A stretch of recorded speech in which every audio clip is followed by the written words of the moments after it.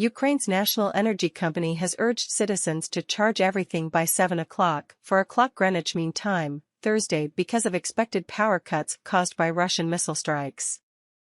Energy plants were hit by Russian missiles again on Wednesday, part of a wave of such strikes since October 10. Outages of up to 4 hours at a time will affect the whole country on Thursday, grid operator Ukrenergo said. It comes as Russia declares martial law in areas of Ukraine it has annexed. Heightened security measures have also come into force in Russia, mostly areas along the Ukraine border. In preparation for the blackouts, Ukrenergo has appealed to Ukrainians to stock up with water and ensure they have warm socks and blankets and hugs for family and friends. Phones, power banks, torches and batteries need to be charged, it urged. As much as 40% of Ukraine's energy infrastructure has been seriously damaged, according to Alexander Karchenko, an advisor to the energy minister. President Volodymyr Zelensky said 3 energy facilities had been destroyed on Wednesday and energy companies were preparing for all possible scenarios for winter. He was due to address a summit of EU leaders, who are trying to reach an agreement on bringing down gas prices.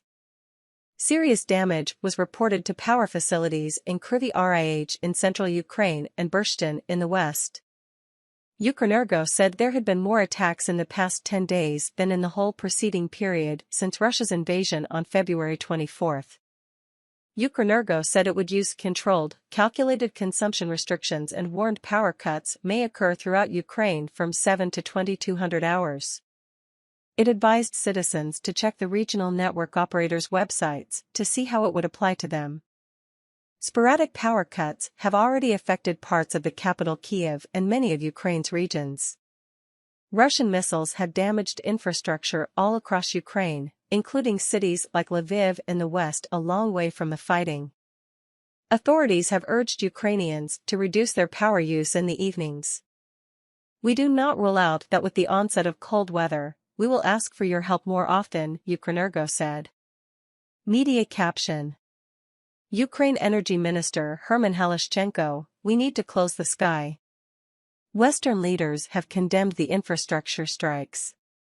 Russia's attacks against civilian infrastructure, especially electricity, are war crimes, tweeted EU Commission President Ursula von der Leyen.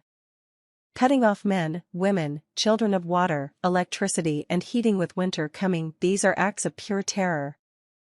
Martial law. Russia is now implementing martial law in areas of Ukraine that it recently annexed, Kherson and Zaporizhia in the south and Donetsk and Luhansk in the east. The Kremlin claims those regions are now part of Russia, a claim internationally rejected and condemned. Martial law means tighter security checks and restrictions on movement in the areas affected. But the war has already curbed the rights and freedoms of Ukrainians under occupation. Additionally, while it was decreed by President Vladimir Putin on Wednesday, the Russian military does not fully control those 4 regions, so what martial law will mean in reality is yet to be seen. Heightened security measures are also coming into force across Russia. There will be new restrictions on movement in regions along the Ukrainian border, notably Bryansk, Belgorod and Krasnodar.